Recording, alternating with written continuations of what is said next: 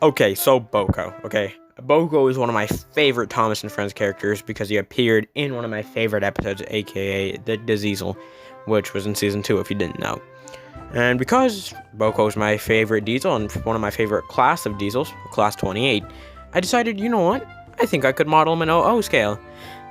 Except for the fact that Kobos, or class 28s, whatever you want to call them, they're not affordable if you don't work, and I'm a teenager. I can't work yet. So yeah, legal age working is 16. But yeah, so I could have stopped right there, but no. When I gave up hope, I kind of just put Hornby into to eBay, and look at the listing I found. I bought it. On the other side, I was a disappointment, but still doesn't matter. I have a Kobo now. So on to the next step. Okay, so here is the Kobo. So let's take a look at some of the detail. So of course, you already know you got the BoCo type wheel arrangement, which has 3 axles, and then you got the Mobo, which is 2 axles, 4 wheels. So yeah, I actually got a class 28. Now, unfortunately, there's a reason why it was so cheap. It wasn't tested, which was one of the reasons. And yeah, luckily it does work, as you've just seen. I just ran it into shot, and the buffers kind of cracked, if you can see that. So yeah,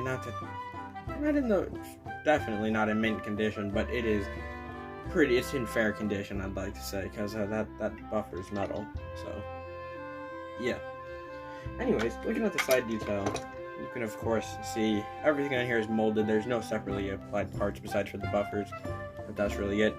And if you actually look at BoCo, you will always notice that BoCo has a little cylinder that's right here, and that's actually for the brakes, air brakes. Now, back when this Kobo was made. If I call him a BoCo, it's because I get them confused quite easily. But back when this Kobo was made, or the time period of Kobos that Hornby decided to model this off of, they didn't have that valve there. So that's why you don't see it on this model. I'm thinking about adding it, but I think it'd be quite a challenge to add, but who knows, I might end up adding it in the future. Of course, you can see that British Railways crest right there, and D702, which is actually the same number as BoCo. Now, while the number is actually at the back of the train, as BoCo always has the bigger bogie at the front and the smaller one at the back. Another way you can tell is BoCo always has this big vent at the front of him. So that's the way I was always able to tell the front of a Kobo.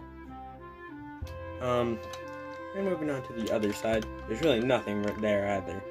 Of course, you got the vent detailing, the doors, the handrails, and you got the windows, which somehow, some way, these windows aren't that scratched.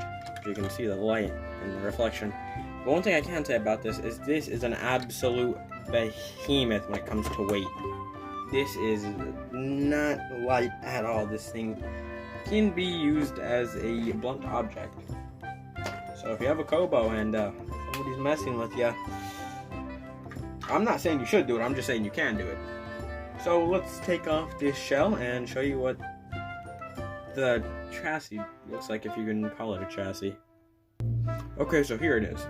The only thing that holds on the whole Kobo shell is literally just this screw and a washer. And that screw is directly in the middle. So yeah. So you can see the front bogie, aka the big one, the one with the 3 axles, or 6 wheels, is of course the powered one, and the pickups are actually in the smaller one, those are the wires that come across here, which, gonna be honest, not the neatest wiring job I've ever seen, but at the same time, I can't wire for anything, not even to save my own life, so I can't really talk about wiring jobs.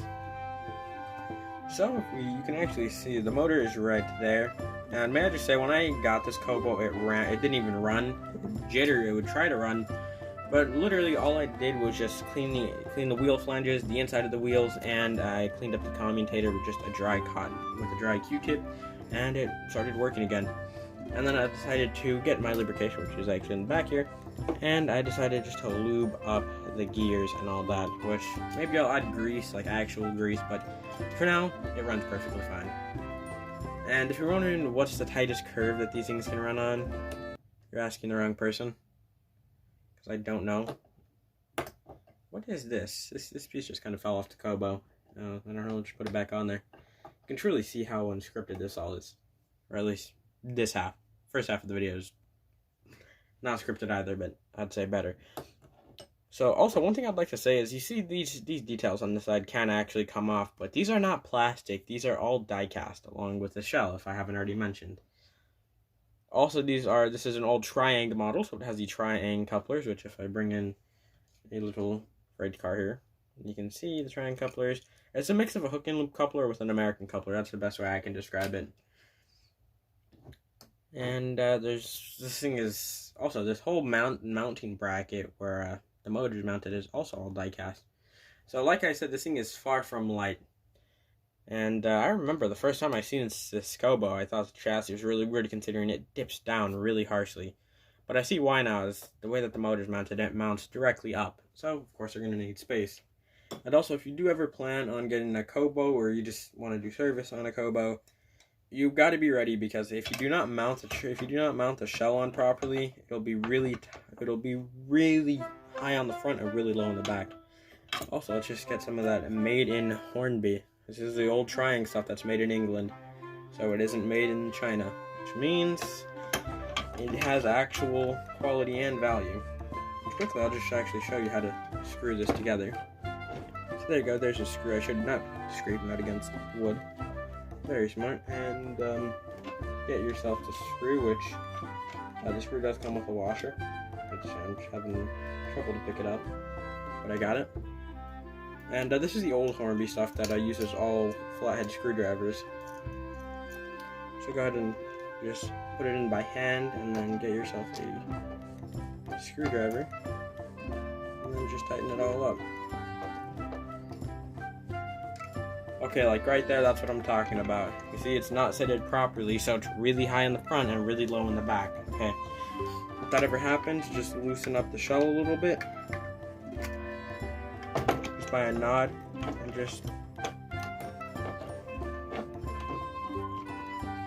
try to get the chassis mounted properly. Which you can actually see it's mounted properly now. Which, do I have something that is very thin so I can show you? I'll show you with this pencil here. If you look down into there, if you look at that, this part that the pencil is touching, let's see, I'll show you on this side, that part right there, that is actually what keeps the chassis dead center. So if it's not fitted on that properly, the front will be really high. Now if we looked at it, has been fitted properly, has been put properly, you can actually see it is a-okay now. Which, yeah, now it's all flush on both sides. So I am probably gonna plant this onto, not plant it, what, I don't know what I'm saying there. I probably am gonna paint it into BoCo from the TV series, and probably gonna give a 3D printed face for it. But trust me, this is not gonna be the last video I upload on the Kobo, as the Kobo is now one of my prized models. Notice how I said one of my prized models, because all I have is another 040. Which, if it was to focus, that would be lovely. But that's pretty much going to wrap up this review. And, well, this review. As I probably am going to do, like I said, a video where I actually show you what it looks like after it's customized. But until then, this is Rage Beast signing out.